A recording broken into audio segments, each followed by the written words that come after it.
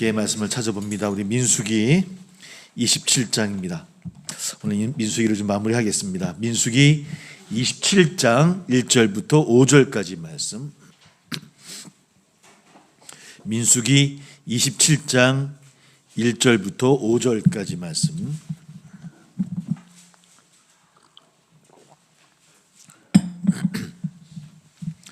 민수기 27장 1절부터 5절까지 말씀.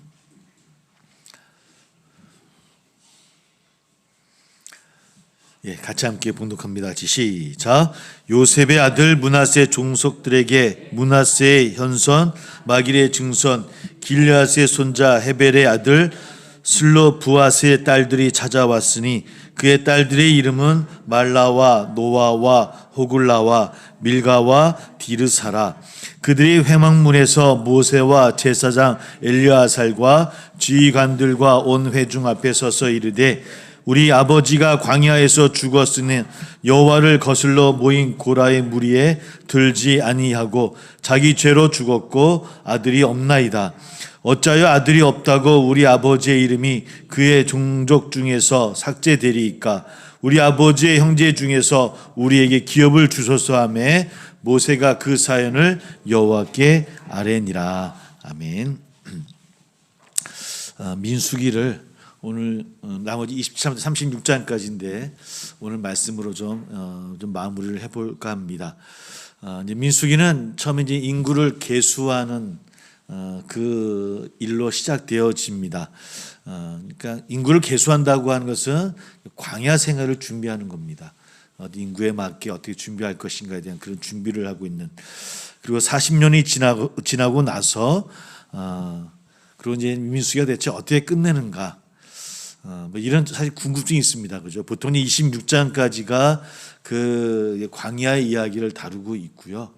27장부터 36장까지는 그 2세대들에게 다시 한번 그 교훈을 교육하는 그런 내용들이 담겨져 있고, 그런 어쩌면 광야 생활과 가나안 생활을 준비하는 그 이야기를 다루는 민수기가 어떠한 이야기로 끝낼까라고 궁금하죠. 많이 읽으신 분들은 궁금하실 것 같고요.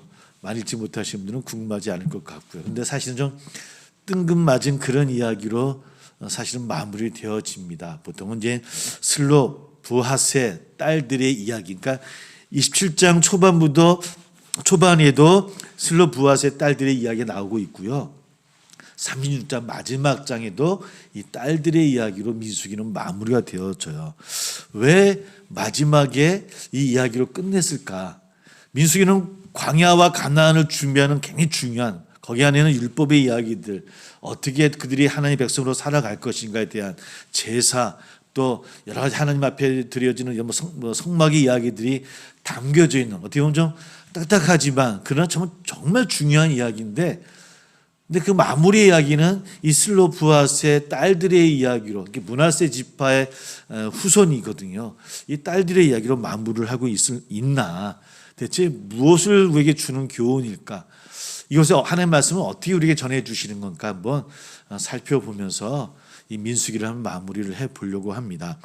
보통 우리가 알고 있듯이 1장부터 26장까지는 광야 생활이거든요. 그죠? 광야 생활을 다뤘습니다. 처음에 인구 계수할 때는 60만 3,550명이었고 이제 26장 51절을 보면 다시 40년이 지난 다음에 다시 한번 인구 계수를 하는데 그때는 60만 1,730명이었어요. 그러니까 40년이 지났음에도 불구하고 큰 인구수가 변화가 없었다고 하는 것은 그 광야 생활이었지만 하나님께 지켜주신 그런 시간이었다라는 고백이 될 것 같고요. 27장부터 36장까지는 거기에 대한 결론에 대한 이야기입니다.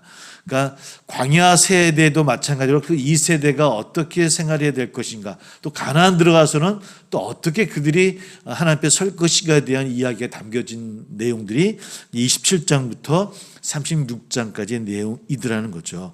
그 가운데 27장 1절부터 11절까지가 우리가 다 읽지는 않았지 5절까지 읽었지만 이제 슬로브앗의 딸들의 이야기가 나옵니다. 그리고 12절부터는 23절까지는 이제 모세 후계자 여호수아를 세우는 굉장히 중요한 사건이지 않겠습니까? 그죠? 모세 다음에 누가 가나안 땅에 정착하기 위해서 지도자로 세워질 것인가. 그 후계자로 여호수아를 세우는 이야기가 12절부터 이제 23절까지 나오게 되어지고요. 28장부터 29장까지는 제사 제도, 또 절기 규제 뭐 이런 내용들이 사실은 우리가 읽기는 재밌지 않은 이야기입니다. 민수기는 특히 민수도 그 레위기도 그렇고 읽기는 좀 재밌지 않은 그런 이야기가 또 다시 한번 반복해서 설명을 하고 있어요. 그러니까 28장에서 29장에 있는 제사 제도와 절기 규제는 광야에서의 규칙이 아니라 어디서요? 가나안 땅에 들어가서 이들이 지킬 제사 제도와 절기의 규례를 다시 한번 이야기하고 있는 내용이고요. 30장에는 서원 제도, 어떤 서원을 한 내용들을 다시 가나안 땅에서 사용할 것인데 보완하는 이야기가 담겨져 있고요. 그다음에 31장은 또 다른 내용입니다. 미디안과의 전쟁 이야기가 그 가운데 또 담겨져 있습니다. 그리고 32장에서부터 35장까지는 이제 땅 분배 어디까지가 어떤 지파의 땅의 경계인가의 내용들이 똑같은 문장으로 단어들만 바뀌면 계속 반복되어져서 32장에서 35장까지 들어져 있어요. 우리에게는 굉장히 재미가 없습니다. 그러나 이스라엘 민족들이 있자는 중요한 얘기입니다. 지금도 땅을 가지고 왜 재미없을까요? 이야기가 내 땅이 아니니까. 이게 만약에 우리 땅이라고 한다면 그냥 눈을 부릅뜨고 어디가 내 땅이야, 내 땅이었어 이럴 텐데, 그러니까 이스라엘 유대인들은 이 32장에서부터의 말씀은 굉장히 많이 있는 땅이에요. 그 우리 조상의 땅이 여기였어. 우리는 지금 여기 와 있어. 저 땅을 차지해야 돼. 이런 얘기 많이 있는데 우리는 재미가 없어요. 왜냐하면 내 땅이 아니에요. 우리가 혹시 주신다면 다시 읽어보겠는데 읽고 지나가는 그런 내용입니다. 그러고 나서 36장 1절부터 12절 마지막 이제 민수기의 마지막인데 이제 슬로봇의 딸들의 얘기가 다시 한번 기록되어져 있는 것이 민수기의 마지막을 향해 나가는 이야기입니다. 그래서 오늘은 그런 이야기가 27장에서부터 36장까지가 담겨져 있는데 왜 그런 지리한 얘기 가운데 앞뒤를 이 슬로보아스의 딸들의 이야기로 감싸고 있을까? 우리에게 주는 교훈이 대체 뭘까? 그런 이야기를 함께 나눠보려고 합니다. 다시 한번 27장 1절로 한번 가봅니다. 쭉 읽어보면 요셉의 아들 므낫세 종속들에게 하면서 쭉 이야기 나오죠. 그죠? 쭉 이야기 납니다. 그리고 마지막 손자 헤벨의 아들 슬로프하, 그러니까 이스라엘은 유대인 예수님 당시 때도 마찬가지지만 아버지의 모든 기업을 누가 받습니까? 맏아들이 받아요. 맏아들이 없으면 둘째 아들이 받더라도 아들이 받아요. 아들이요. 근데 슬로보아스에게는 지금 아들이 없는 거예요. 딸이 몇 명이요? 5명이에요. 5명. 이름이 나옵니다. 말라와 노아와 호굴라와 밀가와 디르사라. 5명의 딸들이 나오는데 근데 이 딸들이 생각해 보니까 안 되겠는 거예요. 땅을 분배해서 지파별로 받았는데 지금 므낫세 지파의 후손 가운데 아들이 없어요. 지파장에 아들이 없으니까 그 땅은 잘못하면 뺏게 되는 거예요. 그래서 어떻게 하냐면 2절을 볼게요. 그들의 횡망문에서 모세와 제사장 엘르아살과 그러니까 모세와 제사장을 앞에 세워놓고서 이 딸들이 이야기하는 겁니다. 다시 한번 4절을 한번 읽어볼게요. 같이 시작. 어찌하여 아들이 없다고 우리 아버지 이름이 그의 종족 중에서 삭제되리까? 우리 아버지의 형제 중에서 우리에게 기업을 주소서 하매. 아니 아버지에게 아들이 없다라고 해서 지파가 지금 삭제될 상황입니다.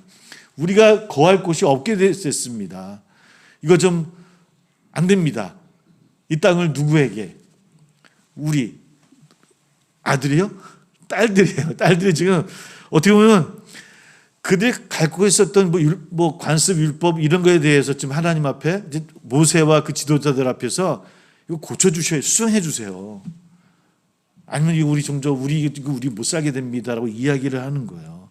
아버지 이름이 삭제되어집니다. 뭐라고 합니까? 우리에게 기업을 주소서. 구약들은 그 시장에는 기업, 우리 가정에 기업을 허락해 주소서 이런 기도 많이 하죠. 그래서 기업은 뭐 대기업, 중소기업 그런 기업이 아니라 여기 기자는 터 기자입니다. 쉽게 보면 구약에서는 땅이에요, 땅. 땅을 가리키기도 하고 어떤 때는 어떤 뭐 제사장이나 뭐 이렇게 직분을 가리킬 때 구약에서는 사용하고 있고 신약에서는 기업을 이야기할 때는 믿음, 구원 이런 의미로 받아들입니다. 그래서 우리 사는 자녀들에게 하나님의 기업이 이어지게 해주세요 할 때는 우리 신약 시대 사람들이니까 우리 믿음이나 구원의 은혜가 전해지게 해주세요라는 이런 기도가 되겠죠. 여하튼 오늘 지금 우리에게 기업을 주셔서 땅을 주셔서라고 이야기를 하는데요. 놀라운 일이 있습니다. 뭐냐면 5절입니다. 함께 읽어볼게요. 함께 시작. 모세가 그 사연을 여호와께 아뢰니. 예. 누구에게 아뢰었다고요? 여호와께 아뢰었어요. 여호와께. 그들이 아들에게 주는 것은 누구의 명입니까? 하나님의 명이에요. 하나님의 율법에 정해진 이야기예요. 뭐 중요한 율법 가운데 소재로 들어가는 그런 법의 시대기에 하면 그들이 지켜야 될 법이에요. 근데 지금 이 슬로브앗의 5딸이 모세와 지도자들에게 수정해 줄 것을 요구를 했고요. 모세는 생각해 보니까 모세도 그렇게 되어지면 지파의 땅이 사라지고 잘못하면 이 땅 때문에 싸움이 일어날 것 같다는 생각을 했던 것 같아요. 하나님의 명예에서도 불구하고 지금 어떻게 했다고요? 제가 모세면 이럴 수도 있었을 것 같아요. 지켜. 뭐 다른 사람은 되지. 어디 여인들이 죄송해요. 그때는 여자 이렇게 했겠죠, 그죠? 어디 여자들이 그런 어디를 우리를 앞에 세워놓고서 어디서 발언을 해 들어가 이렇게 했을 텐데. 모세는 안 그랬다는 거예요. 이때가 뭐 구신학, 그러니까 좀 보수적인 신학자는 한 3,500년 전, 좀 진보적인 신학자는 3,200년 전의 이야기예요. BC. 그러니까 이때도 모세는 그 이야기, 그 여인들의 이야기를 듣고 고민을 했지 않았겠습니까? 그럴 수 있겠구나. 그런 아픔이 있겠구나. 그러고 하나님께 아뢰었다는 거예요. 하나님. 더 놀라운 것은 우리의 하나님은 우리를 너무 사랑하셔서 법으로 주시지만 그걸 또 수정해 주시는 하나님, 율법이잖아요. 근데 이걸 또 수정하시는 하나님을 우리는 만나게 돼. 이것이 이제 6절부터의 내용이에요. 어떤 내용이냐면 아들들에게 주는데 아들이 혹시 없으면 딸에게 주어라. 혹시 딸도 없다고 한다면 그 형제에게 주어라. 혹 그 형제마저 없다고 한다면 가까운 친족에게 주어라. 라고 수정을 해주시는 거예요. 수정. 이게 하나님의 답이에요. 놀라운 답인 거예요. 우리가 사실 그냥 읽고 지나갔던 이야기지만 지금 하나님은 하나님께서 선포하신 그 말씀을 모세의 아뢰음을 통해서 하나님이 스스로가 수정해 주시는 이야기예요. 얼마나 중요한 얘기입니까? 우리는 사실 법이라는 거, 교리하는 것 때문에 좀만 삐딱하게 나가도 어디를 사탄아 뒤로 가라 막 이러는데 정말 그 여인들의 마음들, 그 아픔, 어려움을 또 아뢰는 또 그것을 또 살필 수 있는 그런 광야 속에서의 모세와 또 하나님의 그 자비하심을 또 바라보게 되어집니다. 그렇게 되어서 이제는 그 딸들에게 땅이 주어진 거예요. 그러고 나서 아까 말씀하신 것처럼 각 장마다 이제 다시 뭐 율례도 가리키고 제사도 가리키고 미디안과의 전쟁도 있었고 땅이 분배하고 나서 마지막 장 36장을 한번 넘어가 봅니다. 36장 넘어가 볼게요. 1절을 한번 같이 읽어볼게요. 1절 같이 읽어봅니다. 시작. 요셉 자손의 종족 중 므낫세의 손자 마길의 아들 길앗 자손 종족들의 수령들이 나와 모세와 이스라엘 자손의 수령된 지휘관들 앞에 말하여, 그러니까 딸들에게 이제 그 슬로브앗의 딸들에게 땅이 주어졌는데, 그래서 그 지파의 땅이 지켜지게 되어졌는데, 그 므낫세 지파에 있는 수령들이 또 다시 모세를 향해서, 디도를 향해서 뭔가 건의사항을 올리고 있는 거예요. 그 건의사항이 뭐냐면 우리 한번 쭉 한번 읽어보겠습니다. 우리 3절을 읽어볼까 같이 읽어볼게요. 같이 시작. 그들이 만일 이스라엘 자손의 다른 지파들의 남자들의 아내가 되면 그들의 기업은 우리 조상의 기업에서 떨어져 나가고 그들이 속할 그 지파의 기업에 첨가되리니 그러면 우리가 제비 뽑은 기업에서 떨어져 나갈 것이요. 무슨 얘기입니까? 딸들에게 주어졌는데 그 딸들이 만약에 다른 지파의 남자와 결혼을 하게 되어지면 그 땅이 그 지파에게 넘어가지 않겠습니까? 라는 거예요. 이거 이럴 때 어떻게 하겠습니까? 그러면 그 딸들이 다 다른 지파로 넘어가 버리면 우리 지파에 남은 땅이 하나도 없지 않습니까? 이거 건의합니다. 고쳐주세요. 라고 또다시 그 브라세일 구성원들이 또 요구를 하고 있는 거예요. 우리의 기업이 그들의 기업이 우리 지파에서 사라집니다라고 하는 이야기들. 근데 그런 이야기를 가운데서 이제 하나님이 또 모세가 하나님께 일하고 또 그 하나님 말씀을 받게 되어져요. 그리고 하나님 명은 그렇다고 한다면 그 딸들은 결혼을 어떻게 하라? 지파 안에서 결혼해라. 혹 딴 지파에 혹 마음에 드는 남자가 있다 할지라도 쳐다보지 말고 지파 안에서 결혼해라. 가끔 이야기를 하시면서 목사님들 가운데 그러므로 여러분들 교회 다니는 사람과 결혼해야 됩니다. 다른 종교에 있는 분들과 결혼하면 안 됩니다. 이렇게 이걸 가져와서 얘기하시는 분도 제가 언젠가 한번 들었던 기억이 나요. 너무 좀 과한 것 같아요. 그거는. 여튼간에 그 딸들도 그 말씀을 듣고 그러하겠노라고 수긍을 해요. 그 이야기로 오늘 민수기 이야기는 그런 분배함으로 이렇게 마무리되어지면서 민수기를 마무리하는 것이 오늘의 이야기입니다. 참 딸들도 용기가 있지 않습니까? 그죠? 이 슬로보아스의 딸들의 이야기는 그저 우리가 읽고 있지만 그러나 3,500년 전의 이야기예요. 아주 예전의 이야기예요. 인구수에도 들어가지 못했던 죄송하지만 사람 취급을 못 받던 시대에 이 딸들이 그들의 지파의 땅을 지켜내기 위해서 모세를 향해서 그들은 건의를 하게 되어지고요. 그것은 굉장히 용기입니다. 잘못하면 돌을 맞고 죽을 수도 있는 그런 일일 수도 있었을 것 같아요. 그 당시라고 한다면. 그럼에도 불구하고 그들의 지파를 이겨내기 위한 지켜내기 위한 그런 용기가 있었고요. 우리 27절 4절 보면 어찌하여라고 이렇게 나오고 있거든요. 이것은 누군가 밀어서가 아니라 스스로의 용기를 내어서 그 딸들이 행하고 있다라고 하는 것이죠. 뭐 여러 가지 많은 이야기를 할 수 있겠지만 오늘 슬로보아스의 딸들의 이야기 가운데서는 우리가 몇 가지를 우리가 한번 배울 점이 있는 것 같아요. 몇 가지만 한번 생각해 봅니다. 몇 년 전인가요? 정확히 몇 년 모르겠습니다.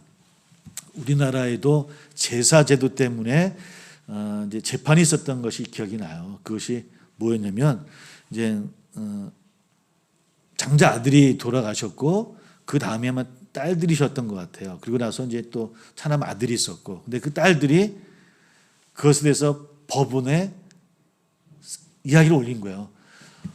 딸들도 제사를 드릴 수 있는 거 아니냐? 왜 아들만 제사를 드리느냐라고 해서 그것이 계속 올라와서 대법원에서 뭐라고 판정이 냈냐면 딸들도 그러니까 나이 순으로 제사를 드릴 수 있다라고 하는 판정을 내렸어요.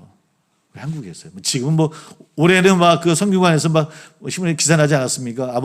부모님이 좋아하시는 음식 올려도 된다고, 햄버거도 올려도 되고 피자 올려도 된다라고 하도 이제 제사들도 안 드리려고 그러니까 올해 막 이제 부모님들이 좋아하시는 음식 아무거나 올리셔도 된다고, 다 올릴 필요 없다고, 두세 가지만 올리고 제사 드려도 괜찮다고 뭐 이런 발표를 했잖아요, 그죠?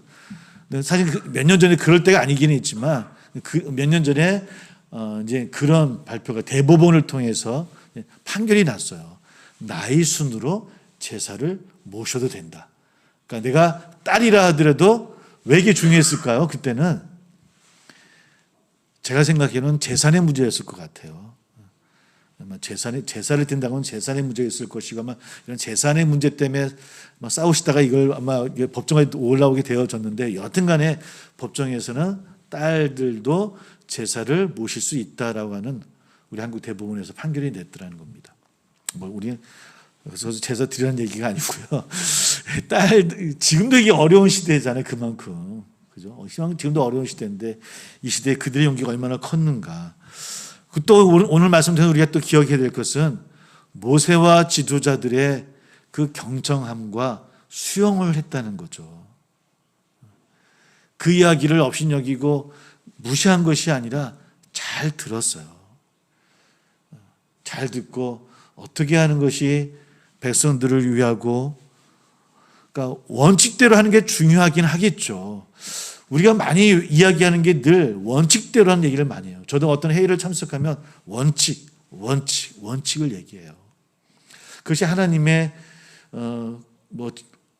공의고 정의죠. 그런 하나님의 공의와 정의는 가난한 사람도 여인들도 공정하게 재판을 받을 수 있지만, 그러나 재판의 판결은 약한 자를 늘 기억하라고 하는 거거든요.